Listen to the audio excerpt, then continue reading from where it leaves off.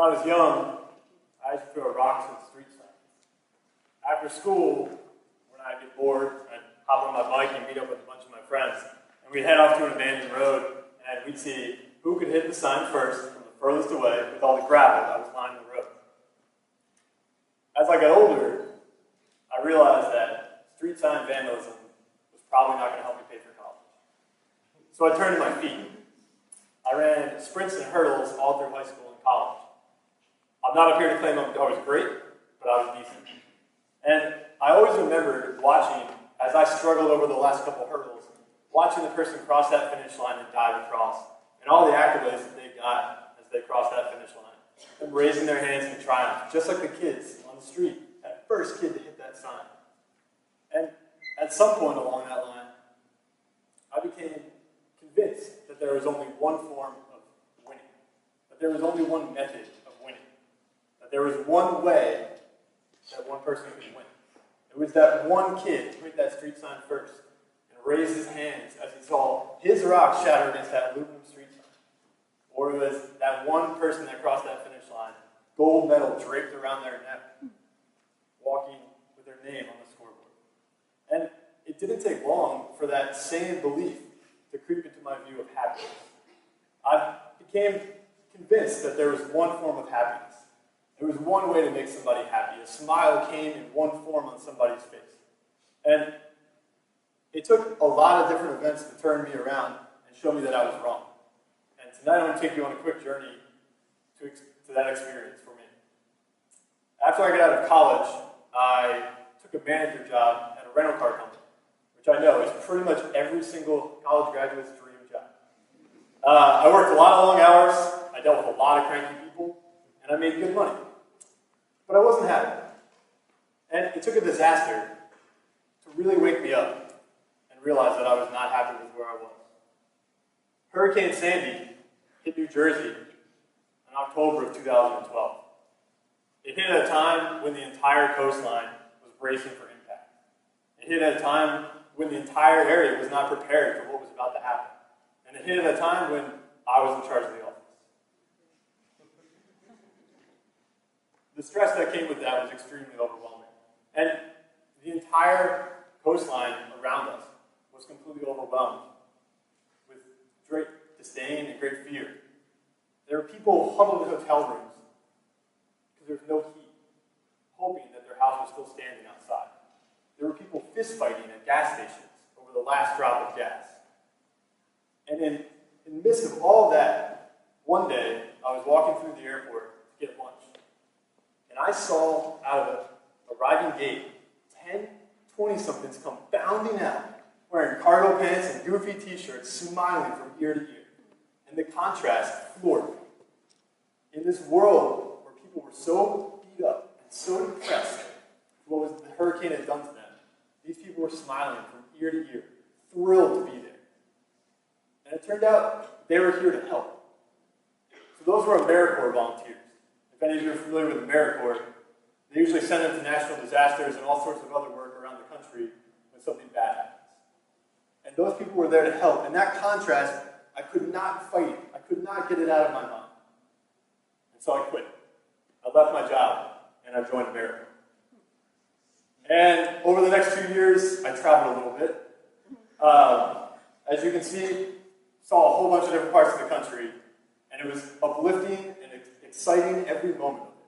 And the first place that I was assigned to serve was Denver, Colorado. If the views don't take your breath away, the altitude probably will.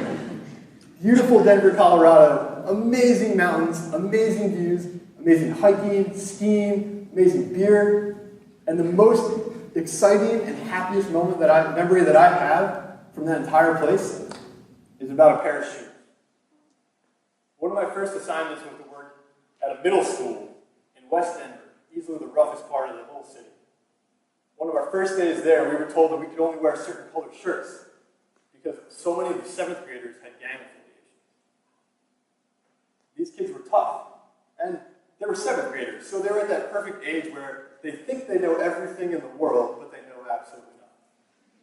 And so one day, as I was refereeing a football game, making sure it didn't get too rowdy, I I noticed that one of the kids, one of my favorite students, Jose, was running around barefoot. And as he approached the sideline towards the end, I said, Jose, what's going on? Do you have some kind of advantage? Like, I know I'm a little older, but what's going on here? And he turned to me, and out of his bag, he pulled the most generic pair of running shoes I have ever seen in my life. I'm talking $5 and pay less white running sneakers. And he had this smile on his face and lit up like a Christmas tree. And he was so happy, and he said, aren't they amazing? I saw more joy in his eyes than I had seen in a very long time. And later I found out the school had given him those sneakers. Because for 3 weeks before that, he wore soccer cleats in school that were 4 sizes too small for him. But none of that mattered to him. He was just happy to have shoes. And in today's world of Air Force Ones and all sorts of fancy $1 million sneakers, he was happy just to have something on his feet. Shortly after Denver, I was reassigned to the Navajo Reservation in Arizona, which, as you can see, amazing views, painted landscapes, just sprawling deserts.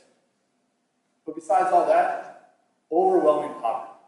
Poverty like you'll never see in your life. Right here in America. And despite seeing all these great sights and all the amazing things, this is what most Navajo lands look like. And I was assigned there with a team to help the Navajo establish a road and house number system. Yes, currently, even to this day, most roads and houses are not addressed at all on the reservation. And one of my most distinct memories was approaching a house, going to install a house number. And as I approached, a little girl came sprinting towards me. And now, keep in mind, I'm a white man working for the government on a Native American reservation. Nobody's happy to see me. But this girl came out, and she was smiling ear to ear, just thrilled, bounding towards me, yelling, house number man, house number man. And I was so confused. I was floored. And so later I found out their grandmother was sick. And every time they called 911, a dispatcher in Denver would answer the phone. And they'd have to try to explain to somebody 2 states away how to get an emergency vehicle to their house to take care of their grandmother. She was just happy to have a house number that she could tell somebody and make sure that her grandmother would be safe. I had an address my entire life. Everybody here, you know your address, even if you lived at multiple addresses. Imagine having your first one. Our last stop tonight is rural Arkansas. I lived on the southeastern tip of Arkansas. I mean the southeastern tip. We shop for groceries in Mississippi, and we did our laundry in Louisiana. And I was tasked to lead a summer camp there that was put on by a nonprofit. And they were running arts and music classes for children because all of those programming had been taken out of their school because of budget cuts. And so we spent all summer for 9 weeks working with students of all ages, teaching them how to act and sing and dance, as well as some kickball and sidewalk chalk when we got distracted. And we really got their attention. We tried to help these kids. We had a lunch that was provided by the state, and we would bring them in every day and talk to them over a bunch of different kinds of food, and they put on these amazing performances, and they sang songs I've never heard in my life and hope to never hear again. And one day, as I was waking up, about 7 in the morning, walking back to the office to get coffee, I heard just a whole bunch of noise back by the kitchen. And as I came around the corner, I saw 2 of our youngest kids, 2 5-year-olds.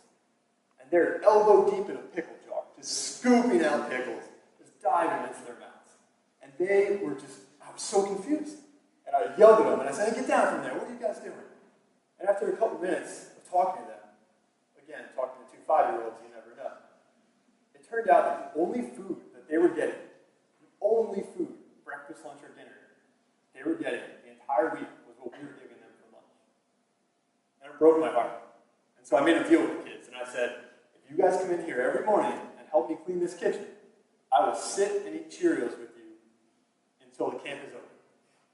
And so, in the midst of all these amazing things and working with all these children, some of my strongest memories of living in Arkansas are sitting in this kitchen and watching these kids eat Cheerios, milk drooling from their mouth, as they giggle and tell each other all sorts of weird stories. And I had Cheerios my entire life. I would always ask my mom for sugary cereal because I thought Cheerios were boring and bland. And here these kids were smiling they won the lottery because they had a bowl of Cheerios in front of them. I understand that what I'm telling you tonight is not something you haven't heard before. And I'm not trying to say that this is a novel concept and that people find happiness in little things. But one of the big things I want you to think about is where you set your bar for happiness. And now I want you to lower it. We save our biggest smiles and our best photos for our birthdays. We bask in the glory of our birthdays. But all too often we forget to bask in the glory of a Monday. And we smile as wide as we can and get our best friends in the area and take all these great photos on our wedding day. But why do we reserve our energy and those emotions for such special days? Happiness is not a finite thing. You don't just run out of it. You can find happiness wherever you want. And what it takes is you need to think about your definition of happiness. It's what you were raised with. It's what's so immediate to you.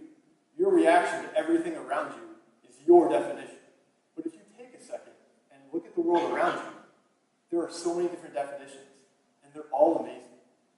Sometimes happiness is just a cup of coffee. And sometimes happiness is reading a book. Sometimes happiness is that first day the pool's open and school's out for summer. Sometimes happiness is a pair of shoes.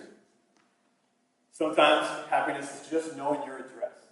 And sometimes